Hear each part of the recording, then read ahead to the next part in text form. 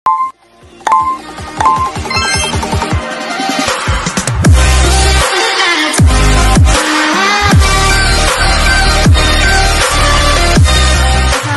warahmatullahi wabarakatuh. Perkenalkan, nama saya Andirina Nuraindihanti, mahasiswi Polbangtan Goa, jurusan Peternakan, Prodi Penyuluhan Peternakan dan Kesejahteraan Hewan. Video kali ini saya akan menjelaskan 3 kelainan pada organ reproduksi ternak sapi betina. Untuk lebih jelasnya, mari kita simak videonya. Baik, saya akan menjelaskan 3 kelainan reproduksi ternak sapi betina. Yang pertama yaitu ovarium hipofungsi. Ovarium hipofungsi atau hipofungsi ovari adalah ovarium yang beraktivitas rendah dalam menghasilkan sel telur atau ovum. Sel telur yang dihasilkan ovarium hipofungsi pada umumnya fertilitasnya rendah, sehingga sulit atau tidak dapat dibuahi walaupun spermatozoa berkualitas baik. Ternak yang mempunyai ovarium yang hipofungsi pada umumnya terjadi birahi tenang atau silent heat, birahi semu atau birahi tanpa ovulasi. Siklus birahinya tidak teratur dan timbulnya birahi postpartum lambat. Gangguan reproduksi yang terjadi pada ternak yang mengalami hipofungsi ovarium menunjukkan adanya kesalahan mekanisme hormon reproduksi. Kesalahan mekanisme dapat disebabkan atas ketidakseimbangan nutrisi, kondisi tubuh BCS yang tidak baik, lingkungan yang ekstrim dan stres.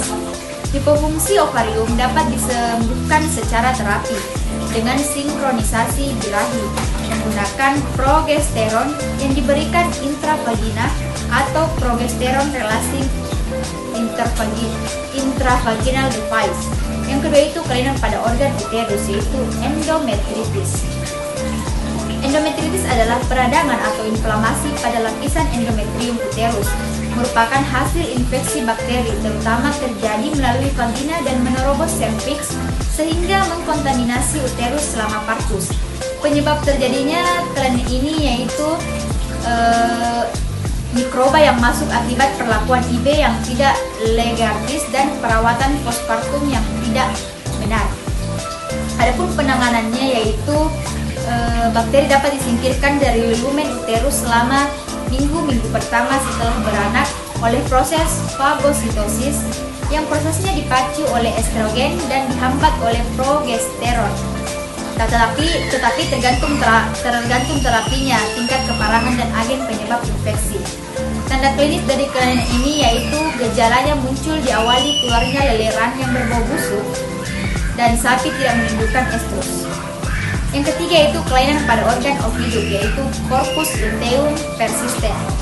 Yang dimaksud corpus luteum persistent adalah suatu keadaan corpus luteum yang tetap tertahan dalam ovarium dan tidak mampu berekresi yang disebabkan oleh peradangan pada dinding endometrium yang mengakibatkan hormon PGF2A tidak mampu merekresi corpus luteum. Penyebab terjadinya corpus luteum persistent yaitu disebabkan oleh peradangan pada dinding endometrium yang mengakibatkan hormon PGF2A tidak mampu merekresi corpus luteum. Adapun tanda klinis dari kelainan ini yaitu corpus luteum persistent, ditemukannya anestrus dan ditemukan corpus luteum di salah satu ovarium. Adanya corpus luteum persistent sering menyebabkan gangguan lainnya yaitu seperti yang pertama, gangguan patologi uterus seperti piometra, maserasi, dan mumifikasi. Yang kedua yaitu perpanjangan days open selama 30-90 hari dan menghambat involusi uterus.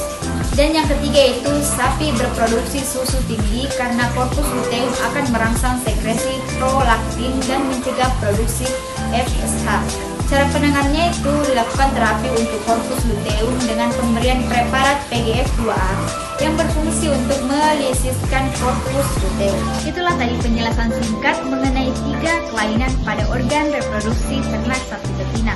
Nah, selanjutnya kita akan melakukan kunjungan ke salah satu peternakan yang ada di daerah sekitar tempat tinggal saya.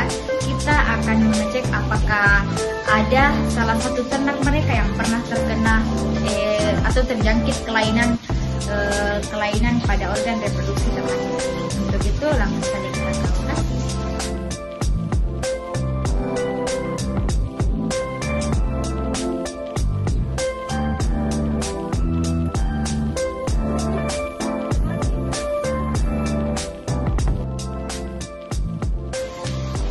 itulah tadi penjelasan singkat mengenai kelainan pada reproduksi ternak sapi betina.